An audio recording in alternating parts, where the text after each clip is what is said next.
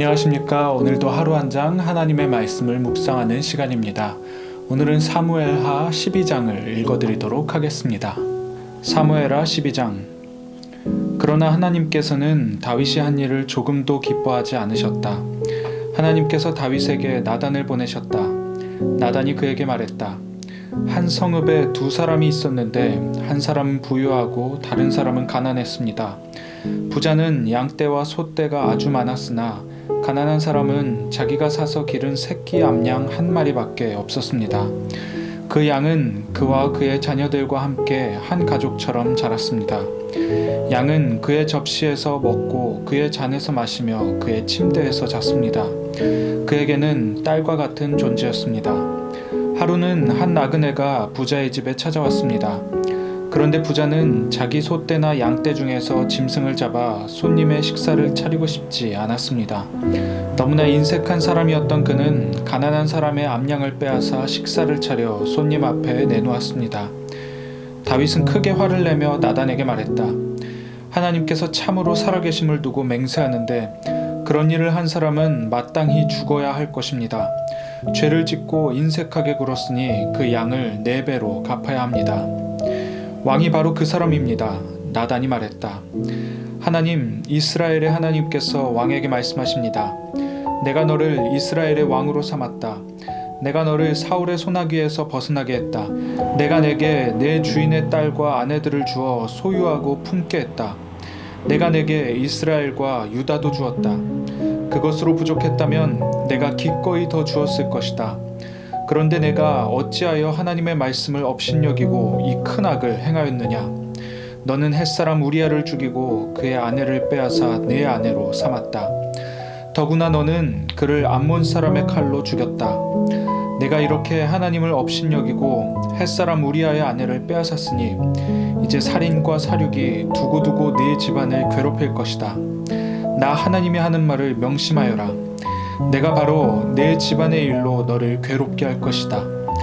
네가 보는 앞에서 내 아내들을 빼앗아 너와 가까운 사람에게 주겠고 그는 공공연하게 그들과 잠자리를 같이 할 것이다. 너는 은밀하게 했지만 나는 온 나라가 지켜보는 가운데 이 일을 행할 것이다. 그러자 다윗이 나단에게 고백했다. 내가 하나님께 죄를 지었습니다.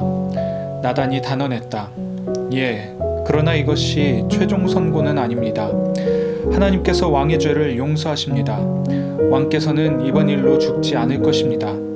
그러나 왕이 낳은 아들은 하나님을 모독한 왕의 행동 때문에 죽을 것입니다. 나단이 집으로 돌아간 뒤에 하나님께서 우리아의 아내가 다윗에게 낳아준 아이를 앓게 하셔서 아이가 병이 들었다. 다윗은 어린 아들을 위해 하나님께 간절히 기도했다. 그는 금식하면서 밖에 나가지도 않은 채 잠도 바닥에서 잤다. 집안의 어른들이 와서 바닥에 앉은 그를 일으키려 했으나 그는 꿈쩍도 하지 않았다. 또한 그들은 그에게 아무것도 먹일 수 없었다. 7일째 되던 날에 아이가 죽었다. 다윗의 신하들은 이제 우리가 어찌하면 좋겠소. 아이가 살아있을 때도 왕은 우리 말을 한마디도 들으려 하지 않으셨는데 이제 아이가 죽었으니 그 말을 전하면 왕이 어찌 하시겠소 하고 말했다. 다윗은 신하들이 자기 등 뒤에서 수군거리는 것을 보고 아이가 죽은 것을 알아차렸다. 그가 신하들에게 물었다. 아이가 죽었소? 그들이 대답했다. 그렇습니다. 다윗은 바닥에서 일어나 얼굴을 씻고 머리를 빗고 옷을 새로 갈아입은 뒤에 성전에 들어가서 예배했다. 그리고 왕궁에 와서 먹을 것을 차리게 했다. 그들이 음식을 차려놓자 그가 먹었다. 신하들이 그에게 물었다.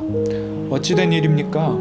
아이가 살아있을 동안에는 금식하고 울며 밤을 지새우시다가 아이가 죽고 난 지금은 일어나셔서 드시니 말입니다. 다윗이 말했다.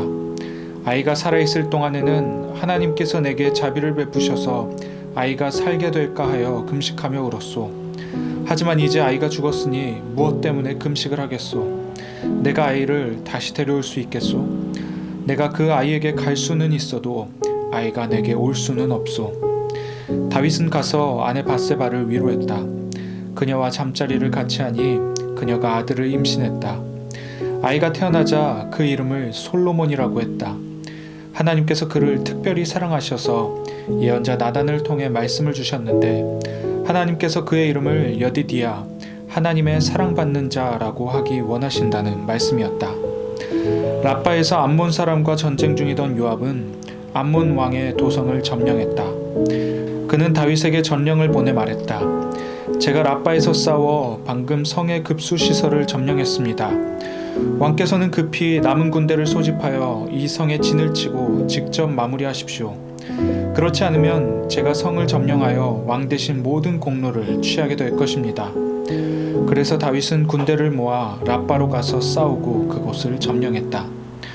다윗이 암몬 왕의 머리에서 왕관을 벗겼는데 금관에 보석이 박혀 있어 아주 무거웠다. 다윗이 그 관을 들어 머리에 썼다. 그들은 그 성을 약탈하여 엄청난 양의 전리품을 가져왔다. 다윗은 그곳 백성을 성에서 다 내보내고 종처럼 톱질과 곡괭이질, 도끼질과 벽돌을 굽는 일을 시켰다. 그는 암몬 사람의 모든 성읍에서 그와 같이 행했다. 그러고 나서 다윗과 군대는 예루살렘으로 돌아왔다. 아멘. 오늘 주신 이 말씀을 묵상하며 잠잠히 기도하는 시간 갖도록 하겠습니다. 기도하시겠습니다.